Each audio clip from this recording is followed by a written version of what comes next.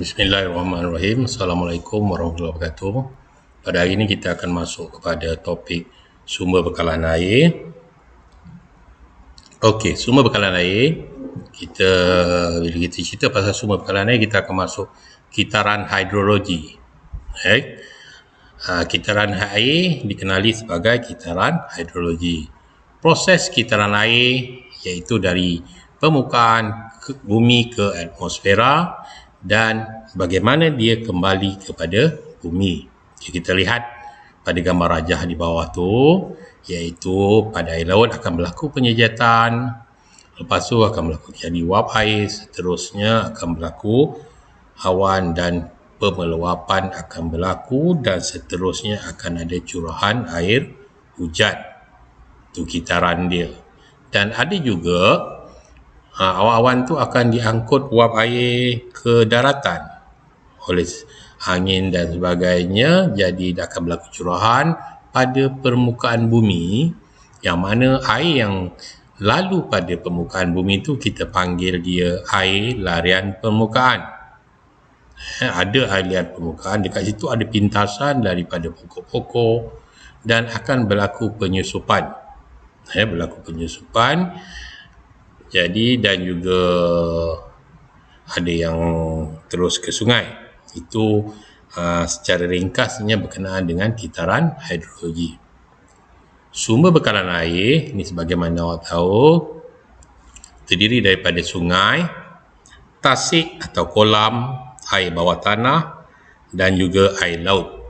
Okey, bila dah tahu macam mana punca, apa itu punca air, kita kena tahu macam mana nak mengambil air. Apa kaedah mengambil air? Ada dua kaedah pengambilan air mentah, iaitu satu muka sauk, satu lagi pam. Kalau muka sauk, ada struktur binaan yang akan dibina di tebing sungai. Jadi kejap lagi ada video saya tunjuk macam mana muka sauk, struktur dibina tebing sungai, air mengalir masuk ke muka sauk dan akan ada saringan. Screening proses kat situ dan seterusnya air akan dipam ke loji rawatan air. Loji rawatan air tempat yang mana kita akan rawat air itu hingga boleh diminum. Seterusnya satu lagi kaedah, kita menggunakan kaedah pam. Air dipam terus ke proses rawatan air. Okey. Sekarang kita boleh lihat video yang kejap lagi saya kongsikan dengan awak. Yang pertama, dia akan cerita pasal screening, penyaringan. Lepas penyaringan, air akan dipam. Dipam masih lagi ada saringan. Maksudnya ada saringan kasar, menyekat barang-barang yang besar, makro. Satu lagi dia sekat, masih lagi iaitu contoh-contohnya batu-batu dan sebagainya, itu penyaringan halus dan juga pembuangan bersih. Seterusnya nanti dekat video tu tak akan ada satu lagi proses, iaitu pengudaraan, yang mana dekat Malaysia ni biasanya pengudaraan ada. Proses pengudaraan tu ada. Jadi yang ni kenapa saya pilih video ni? Yang pertama, video ni agak jelas berbanding dengan pilihan-pilihan video yang lain, walaupun ada video tempatan dan sebagainya. Jadi saya ambil video ni sebab jelas dia menunjukkan bagaimana air-air itu diambil hingga diagihkan. Okey, sekarang kita mulakan. Improving access to resources while preserving and replenishing those resources is what we do at Veolia. Each day, we produce drinking water to cover people's needs while securing supplies over the long run. The water treatment technologies we use are tailored to local conditions, and they all meet public health standards, bring water to the places that lack it, and protect the environment. Here's how and why at a glance.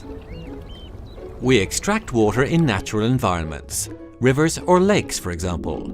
We can also draw it from groundwater tables. To protect this resource over the long term, we measure and monitor water availability, quality, and extracted volumes over time. A screen covering the water intake blocks the largest objects. Then we pump the water and channel it to the drinking water production plant. First, we remove the suspended matter in the water. Here, screens block the solid waste and rakes then lift it out. Then we add a coagulant to the water. The dust, soil particles and other residual material gradually combine into clots, which are called flocks. Gravity drags these flocks to the floor of a large settling pond, and we remove them. Meanwhile, a system of inlets harvests the clean water at the surface. Then we filter the water. This is the key step during this first phase. One or several thick layers of sand capture the finest materials. In some cases, activated carbon or porous membranes can also be used. Then we disinfect the water with ozone, a gas that destroys viruses and bacteria. We can also do this with chlorine or ultraviolet rays. Lastly, we add 1 drop of chlorine for the equivalent of 5 bathtubs of water. Chlorine prevents microorganisms from developing while the water is in the network. We use sensors and run analyses to monitor water quality and adjust it if and as required at each step in the treatment process. Now the water is fit for human consumption, meaning it is perfectly safe to drink. We can store it in tanks before we distribute it to consumers.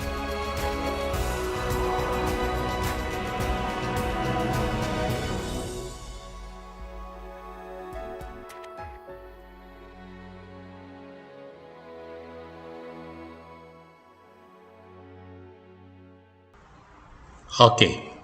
Seterusnya kita pergi kepada tujuan rawatan air. Tadi video kita dah nampak macam mana penyaringan, iaitu muka sauk dia saring bahan-bahan yang besar, ranting kayu tadi nampak kan. Okey, lepas tu dia pump, seterusnya akan pergi kepada penyaringan halus dulu. Okey, kita terus pergi kepada tujuan rawatan air, iaitu menghapus bahan kimia, bau, rasa dan warna, serta yang paling utama menghapus bakteria dan virus yang boleh mendatangkan penyakit. Okey, penyaringan kasar yang dekat muka sauk tu menyaring benda asing yang besar saiznya, kita dah nampak tadi. Seterusnya dia pump, kita nampak penyaringan halus, menyaring benda-benda asing yang lebih halus yang terlepas daripada penyaringan kasar. Seterusnya ada satu dinamakan pembuangan kersik. Batu-batu halus, pasir masih lagi lepas pada penyaringan halus. Jadi yang ni semua perlu dimendapkan dulu dan sebelum sampai kepada titik pengepaman untuk ke proses yang berikutnya, iaitu proses pengudaraan yang saya kata tadi tak terlihat pada video tadi. Ini pengudaraan. Air dipump, cuba lihat kat situ, air yang telah melalui penyaringan akan dipump dan dicampurkan dengan udara. Seolah-olah dikocakkan ke ruang pengudaraan. Dia ada macam-macam jenis pengudaraan ni. Pengudaraan menghasilkan oksigen dari atmosfera untuk pengoksidan bahan larut besi dan mangan. Dengan pengudaraan bahan tadi menjadi tidak larut. Pengudaraan akan menambahkan apa? Rasa segar air, membuang rasa, bau yang tidak menyenangkan. Seterusnya, selepas pengudaraan, satu bahan kimia, nama dia alum, akan dicampur ke dalam air mentah. Tapi nak campur kat mana? Mestilah dicampur dengan satu tempat yang mana bahan kimia tu boleh bercampur dengan cepat, dengan cepat dan sempurna. Nama dia ialah difflam venturi dekat situ. Jadi kita campur, dia boleh bercampur dengan cepat, maka proses pembauran kimia selesai. Dia akan pergi pula kepada proses yang berikutnya, iaitu pengentalan dan penggumpalan. Apa itu pengentalan? Apa itu penggumpalan? Pengentalan iaitu zarah-zarah yang bercantum akan membentuk bahan berbuku. Kita tak nampak dah, tapi disebabkan alum tadi dan akan berlakulah proses pengentalan dan penggumpalan. Zarah-zarah akan bercantum dan membentuk bahan buku. Itu nama pengentalan. Penggumpalan pula, daripada bahan berbuku tadi tu, dia akan menjadi lebih besar dan akhirnya dia akan mendap ke dasar tangki. Itu nama proses itu. Seterusnya ke proses yang berikut ialah pengenapan. Bahan berbeku yang mendap dan mengalir melalui tangki pengenapan untuk tempoh yang panjang. Lama lah maksud tu. Ada mendap, ada satu kolam pengenapan supaya pengenapan menjadi lebih sempurna. Dan seterusnya kita lihat kat video tadi macam mana pengasingan bahan buku yang tidak mendap dari air bersih. Air yang bersih akan masuk ke tangki jernih. So, seterusnya proses yang berikut iaitu pembasmian kuman dan penyesuaian pH. Air dalam tangki akan disinfeksi untuk menghapus mikroorganisma yang terkandung selepas penapisan. Seterusnya, bahan yang digunakan ialah klorin. Lepas tu ada satu lagi iaitu nama dia penyesuaian pH yang perlu diselaraskan agar tahap keasidan air selamat untuk diminum. Pergi kepada proses yang seterusnya iaitu pemfluoridaan. Proses mencampur air dengan bahan kimia iaitu sodium fluorida. Biasa dengar perkataan fluorida iaitu biasa kita dapat di ubat gigi. Jadi tujuannya iaitu untuk membantu kita menjaga kesihatan gigi dan mencegah kerosakan gigi. Itu selesai. Selesai dah. Bila dah selesai proses tadi, ingat selesai saja proses, kita ada satu soalan proses dalam sumber bekalan air. Bila air tu dah selesai proses dia, kita kena simpan. Jadi kita kena kenal tangki-tangki yang ada dalam sistem bekalan air lah. Yang pertama kita lihat dekat sini ialah tangki simpanan loji. Apa fungsi dia? Tangki jenis ini berfungsi untuk menyimpan air yang telah dirawat di loji rawatan sebelum diagihkan kepada pengguna melalui tangki pengimbang dan juga tangki perkhidmatan. Yang kedua, tangki pengimbang yang digunakan untuk menyimpan kuantiti air yang banyak. Air bersih daripada tangki simpanan loji akan disalurkan ke tangki ni iaitu tangki pengimbang, dan daripada tangki pengimbang ni kita akan salurkan pula kepada tangki perkhidmatan. Biasa nampak tangki perkhidmatan ni dekat kawasan perumahan. Yang ni tangki perkhidmatan. Macam-macam lah bentuk dia pula. Yang pertama kita lihat tangki bentuk cendawan, tangki bentuk silinder, tangki segi empat. Biasa awak lihat tangki-tangki ni Bila dah kenal tangki, kita akan pergi kepada kaedah agihan air. Air yang telah dirawat perlu disalur ke tangki simpanan loji, kemudian diagih ke tangki pengimbang dan ke tangki perkhidmatan. Tangki perkhidmatan yang paling dekat dengan pengguna lah. Kaedah agihan air ni untuk diagih pada pengguna ada 3. Yang pertama, gravity, pump dan tanggungan. Nama je dah menunjukkan kaedah dia. Kita pergi kepada kaedah, ada 3 kaedah tadi, dan saya akan terangkan ciri dan bagaimana dia beroperasi.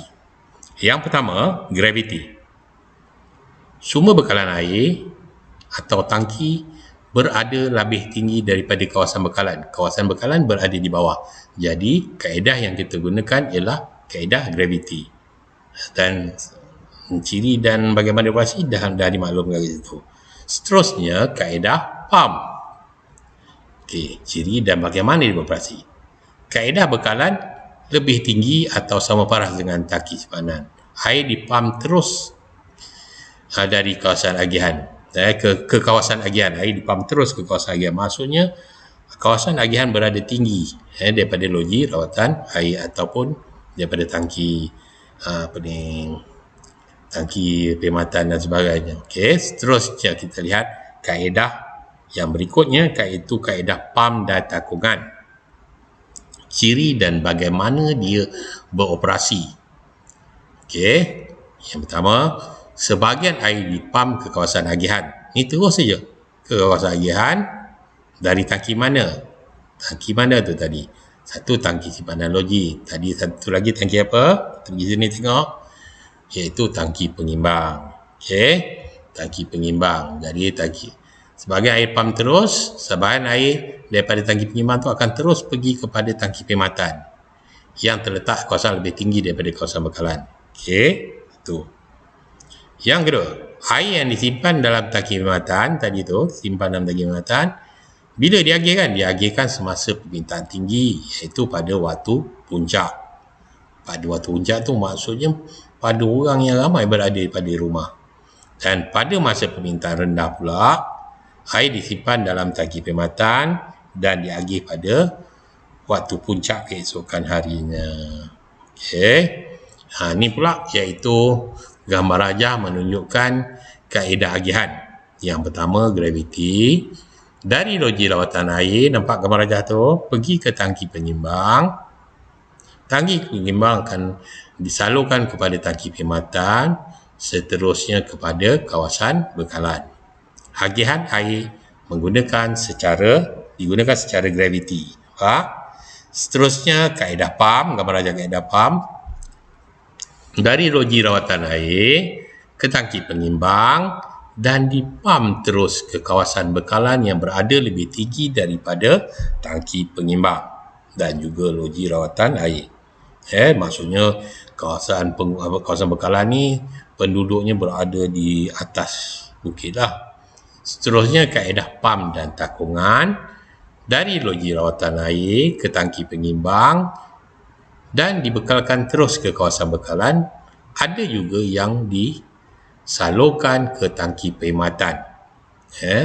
Tangki perkhidmatan dan tangki perkhidmatan akan simpan air masa bukan waktu puncak dan diagihkan pada besoknya pada waktu puncak. Okey. Air dipam ke tangki perkhidmatan manakala air masa diagihkan ke kawasan bekalan menggunakan kaedah graviti. Nampak? Maksudnya pam digunakan secara berkala. Bukan secara berterusan sebagaimana kaedah pam tadi. Okey. Seterusnya, kita tengok kelebihan dan kekurangan setiap kaedah agihan. Yang pertama, kaedah graviti. Kelebihan dia, air yang dibekalkan kepada pengguna secara graviti. Dia akan menjimatkan kos operasi, kurang penyelenggaraan. Tidak guna pam. Sebab dia tak guna pam, kurang penyelenggaraan dia. Tidak perlu bekalan elektrik. Kekurangan dia, tekanan air tinggi, pipe mudah rosak. Seterusnya, kaedah pam. Kelebihannya, air dibekalkan kawasan lebih tinggi. Dia boleh bekalkan kawasan yang lebih tinggi. Itu kelebihan dia. Kekurangannya, agihan air terjejas jika bekalan elektrik terputus. Tak dapatlah bekalan air. Tak boleh nak pam ke atas. Seterusnya, kos penganggaran jadi tinggi. Sebab apa kos penganggaran tinggi? Pam sentiasa digunakan. Jadi bila sentiasa digunakan, pam mudah haus dan kos operasi menjadi tinggi. Dan semasa permintaan rendah, tekanan air dalam pipe jadi tinggi dan dia akan merosakkan pipe. Jadi bila kekerapan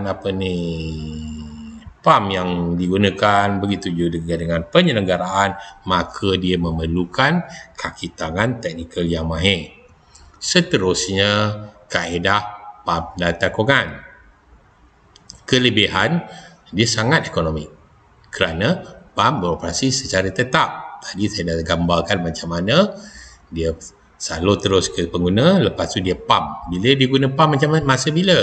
Masa bukan waktu puncak. Jadi tangki akan simpan dan diagihkan guna graviti. Okey. Jadi pam beroperasi pada kadar tetap, kecekapan tinggi, kos penyelenggaraan rendah, kerosakan pipe dapat dikurangkan dan pam tidak mudah rosak sebab digunakan secara berkala. Dan kekurangan tidak ketara pada kaedah agihan ini. Okey, selesai kaedah agihan. Bila kita nak agih, kita agih pada pengguna mesti melalui pipe. Bila pipe, dia bukan satu pipe, dia banyak. Dan kita panggil dia rangkaian pipe. Okey, sistem perpaipan, kita cerita pasal sistem perpaipan, iaitu satu rangkaian pipe yang dipasang bagi tujuan pengagihan bekalan air kepada pengguna. Sistem rangkaian ini biasanya ditanam di dalam tanah bersebelahan jalan raya. Tak bolehlah pula buat kat tengah jalan raya. Kan kalau asyik akan beban daripada kenderaan tu boleh mengakibatkan pipe mudah patah dan mengakibatkan kebocoran berlaku di situ. Okey. Untuk menentukan sistem perpaipan ni bergantung kepada kawasan bekalan tu, kena semak kawasan bekalan tu, bentuk muka bumi. Okey, sistem ini biasanya terdiri daripada rangkaian pipe dan juga injap. Dan rangkaian pipe itu ada pipe utama, ada pipe cawangan, ada pipe cabang, ada injap. Okey, kita kenal pasti dulu pipe, dan pipe itu diwarnakan dalam gambar rajah ni. Dalam keadaan sebenar tak adalah color macam ni. Yang pertama, sistem hujung mati. Dalam sistem hujung mati ada pipe utama. Pipe utama ni maksudnya dia daripada loji rawatan air tadilah. Pipe utama, besarlah saiz dia. Dan dia akan ditarik daripada pipe utama, akan jadi pipe cawangan. Daripada pipe cawangan, dia akan tap masuk ke dalam rumah. Okey, tu. Daripada kat situ nanti biter akan masuk dalam rumah. Okey, itu nama pipe cawangan, pipe utama, dan yang masuk ke dalam rumah itu nama dia pipe cabang. Okey. Kita lihat. Ni ada injap, kejap lagi saya cerita pasal injap. Injap lagi. Lepas tu kita pasal saya balik semula kepada sistem hujung mati ni. Okey, hujung mati ni nampak, kalau kita lihat sistem hujung mati ni, kita lihat susunan rumah dia. Kan tak susunan rumah dia? Susunan dia tidak tersusun, taklah macam taman perumahan. Jadi maksud kalau taman perumahan, sistemnya lain. Okey, yang ni agak berbeza-beza. Dan jika berlaku kerosakan, katalah kita tengok pipe ni, dia akan, bila bentuk macam ni, air akan mengalir satu hala je. Pergi satu hala, pergi sampai hujung dan berhenti pada hujung rumah. Macam tu lah air bergerak kan. Okey, berhenti kat situ. Jadi akan ada air yang di hujungnya nanti tu tergenang.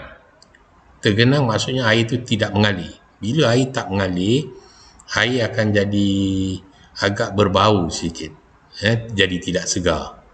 Dan satu lagi, jika ada katalah kita berlaku kerosakan pada dekat label utama, pipe utama tu, katalah ada kerosakan tu, kita kena betulkan. Yang lain-lain semua tak dapat air. Sebab dia mengalir hanya satu hala sahaja.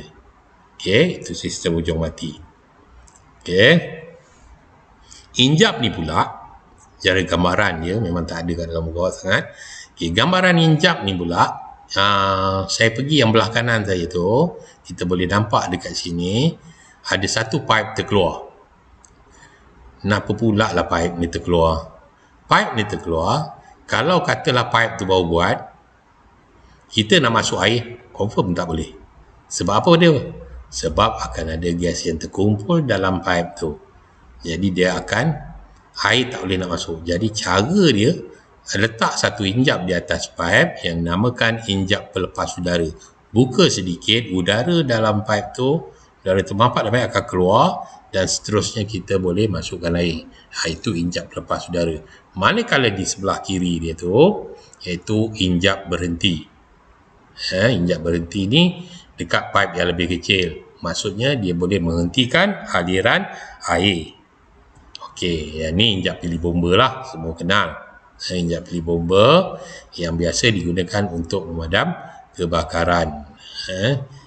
Okey, seterusnya kita pergi pada kelebihan dan kekurangan sistem hujung mati. Kelebihan sistem hujung mati ni, mudah buat sambungan. Jika ada permintaan baru, ada buat rumah je, tarik je daripada pipe utama, pergi kepada pipe cawangan, sambung ke pipe cabang. Jadi kos pemasangan rendah sebab bilangan pipe dia kurang sesuai untuk kawasan tidak terancam. Kekurangan dia, macam saya cakap tadi, air dia mengalir sehala, jadi akan ada air tergenang, enapan akan berlaku di hujung pipe. Air menjadi tidak segar. Dan satu lagi, berlaku kehilangan turus. Apa itu kehilangan turus? Kehilangan turus ni ialah kehilangan tenaga. Maksud dia, air daripada permulaan, titik mula dia dibekalkan, air akan bergerak. Lama-lama air akan kehilangan tenaga. Sebabkan pergerakannya air mengalir satu hala, jadi akan berlaku kehilangan tenaga ataupun kita panggil kehilangan turus disebabkan geseran dan sebagainya. Tekanan air juga sukar untuk kita tingkatkan, penggunaan injap yang kurang. Sekiranya berlaku kerosakan, yang saya dah cerita, sekiranya berlaku kerosakan atau penyelenggaraan di satu kawasan, ia akan menjejaskan kawasan yang lain. Okey. Seterusnya kita pergi kepada sistem grid. Okey, yang ni macam taman perumahan. Kedudukan rumahnya agak tersusun. Contoh, dah beri contoh penempatan taman perumahan. Agak tersusun. Paip utama daripada tangki perkhidmatan diambil. Paip utama. Lepas tu tarik dengan paip cawangan. Masuk paip cabang. Cukup tersusun. Kalau daripada sini, kalau kita lihat susunan itu, air akan mengalir pelbagai arah. Bila air mengalir pelbagai arah, air menjadi sentiasa segar. Tidak ada air tergenang. Dan jika berlaku, katalah kerosakan dekat label paip cawangan, kan ada label paip cawangan tu, akan berlaku kerosakan kat situ. Rumah lain dapat tak air lagi? Rumah lain masih lagi dapat air. Sebab air mengalir pelbagai arah. Setiap pipe dia bersambung. Itu mudahkan dia. Dan ini memang banyak digunakan lah bagi kawasan-kawasan perumahan yang tersusun. Okay, kita lihat kelebihan dan kekurangan. Sebagaimana yang saya cakap tadi, cuba yang ni kita labelkan dalam bentuk table untuk memudahkan awak jika nak menjawab soalan. Kelebihan sistem grid, semua pipe bersambung sesuai kawasan bandar. Sekiranya berlaku kerosakan, kejemahan, penyelenggaraan bekalan air tidak terjejas, air mengalir pelbagai arah, jadi air sentiasa segar, tidak ada air tergenang, tekanan air mudah ditingkatkan, injap banyak, tekanan air terkawal. Dari segi kekurangan, kos pemasangan tinggilah. Kita tengoklah bilangan paip tadi kan, bilangan paip banyak. Seterusnya, kaedah jejarian. Paip utama boleh bayang keduduk.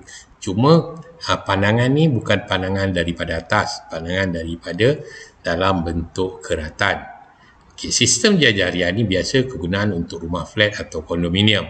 Paip utama akan ditarik paip cawangan untuk ke apartmen ataupun flat ataupun kondominium. Jadi biasa ni. Apa kelebihan sistem jejarian ni? Air diagih dari tangki simpanan dan tangki perkhidmatan diagih secara berjejarian di kawasan bekalan. Tekanan air tetap sesuai untuk bangunan bertingkat. Jika berlaku penyelenggaraan tidak mengganggu kawasan yang lain. Kekurangan kos pemasangan tinggi kerana menggunakan pipe dan injap yang banyak. Okey, selesai kaedah agihan. Selesai 3 perkara yang besar dekat sini, iaitu proses rawatan air, kaedah agihan. Bila dah agih, masuk kepada sistem pepaipan. 3 perkara ni. Jadi dah boleh jawab untuk contoh soalan SPM. Untuk soalan SPM, saya bagi contoh soalan. Soalan yang biasa saya cerita, soalan analisis. Saya kata construct analisis. Tetapi dah sampai peringkatnya, kita gunakan satu ayat yang untuk memudahkan kita. Soalan ni soalan penyelesaian masalah. Adakah nombor dia mesti nombor 3? Tidak. Dia dalam bahagian B, dia berkombinan nombor 1, nombor 2, nombor 3, nombor 4. Jadi kena ingat, tidak ada nombor tetap. Tapi daripada kenyataan ayat-ayat yang digunakan, kita boleh simpulkan dia konstruk apa. Okey, sekarang kita tengok soalan dia. Yang pertama, kalau teknik menjawab ni, kita kena baca soalan dulu. Rajah 3 menunjukkan sistem pepaipan yang digunakan di sebuah kawasan perumahan. Sistem pepaipan ini menyebabkan sering berlaku gangguan bekalan air dan air tidak bersih kepada pengguna. Okey, tengok gambar rajah. Ada tak paip utama? Ada. Ada tak paip cawangan? Ada. Cuma ada istilah satu lagi, paip penyuap. Itu istilah yang kita tak gunakan. Kita gunakan paip cawangan. Ada tak paip cabang? Ada paip cabang. Okey, kita lihat ayat dia. Terangkan punca-punca masalah yang berlaku kepada sistem pepaipan itu. Cadang, cadang dan huraikan sistem pepaipan yang sesuai untuk mengatasi masalah itu. Yang kita dah baca sekali, kita kena baca lagi sekali. Bila dah tengok gambaran tu, kita baca lagi sekali dan kita boleh tengok keyword atau kata kunci bagi soalan ini. Rajah 3 menunjukkan sistem pepaipan. Okey, ni cerita sistem pepaipan, bukan kaedah agihan. Sistem pepaipan digunakan kawasan perumahan. 2 keyword, 2 kata kunci. Sistem pepaipan ini sering berlaku gangguan bekalan air tidak bersih kepada pengguna. Okey, kenapa?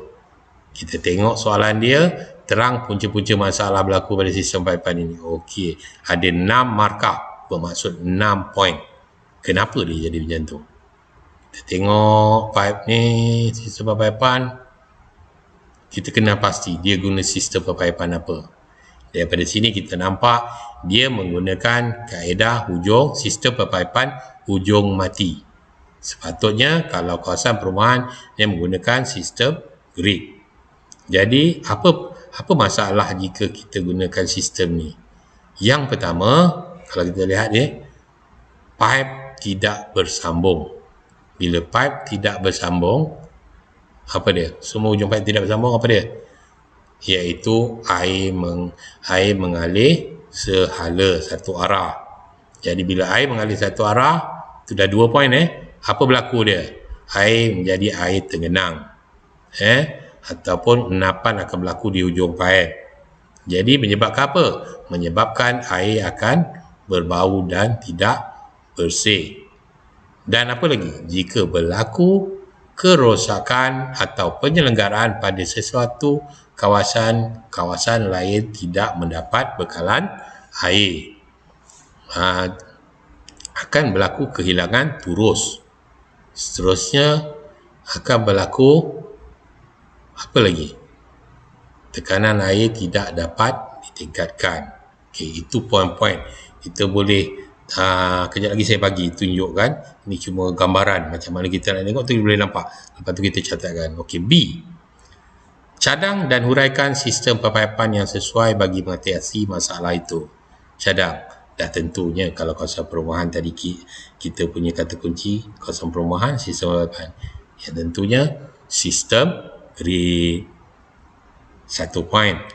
Selesai. Dia nak 9 markah. Ada 8 poin lagi untuk kita beri sebab kenapa kita guna sistem pepaipan.